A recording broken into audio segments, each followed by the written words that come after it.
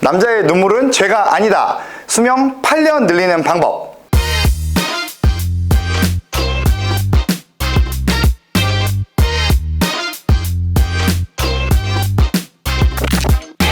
오늘은 남자 이야기를 들고 나왔습니다. 남자가 여자보다 8년 일찍 죽는다는 사실 다 알고 계시죠? 남자가 여자보다 수명이 짧은 많은 이유들 중에서 가장 재미있는 가설이 있어 오늘 그 이야기를 들려드리려고 합니다. 남자는 인생에서 딱 3번만 울어야 된다고 하죠. 태어날 때, 부모님 돌아가셨을 때, 그리고 나라를 잃었을 때. 황당한 게 태어나서 우는 건 뭐 내가 조절할 수 없는 것이고, 나라를 잃었을 때?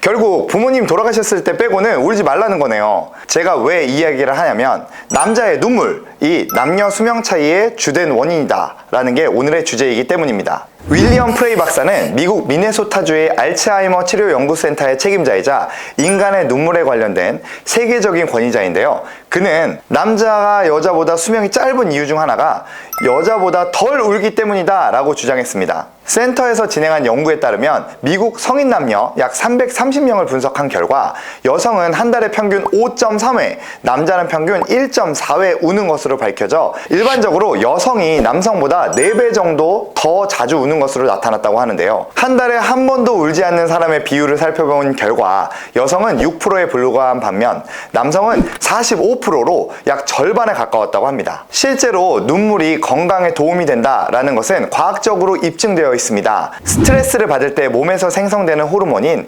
카테콜아민은 감정이 섞인 눈물에 다량 들어있는데요. 카테콜아민이 많이 분비되면 만성 위염과 같은 소화기 질환을 유발할 수 있고 혈중 콜레스테롤의 수치를 높여 심근경색과 동맥경화의 발병률이 높아집니다. 따라서 눈물을 흘려 카테콜아민을 몸 밖으로 배출시킨다면 각종 질병의 발병률을 낮출 수 있죠.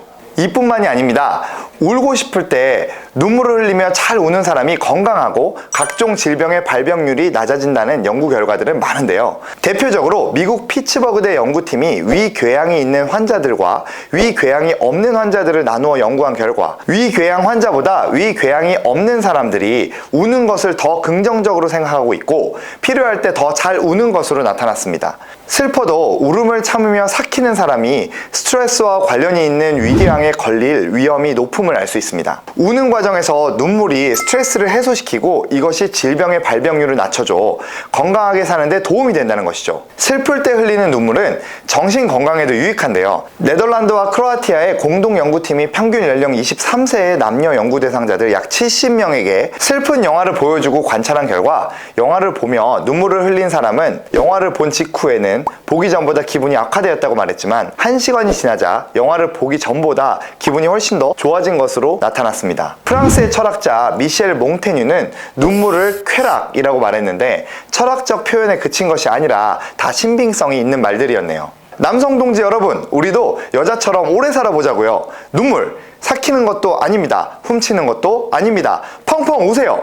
울면 8년을 더 살 수 있습니다. 남자의 눈물은 죄가 아니잖아요. 눈물로 평소 감정을 건강하게 표현하며 장생하시길 바라고 오늘 내용도 도움이 되셨다면 구독과 좋아요 부탁드립니다. 감사합니다.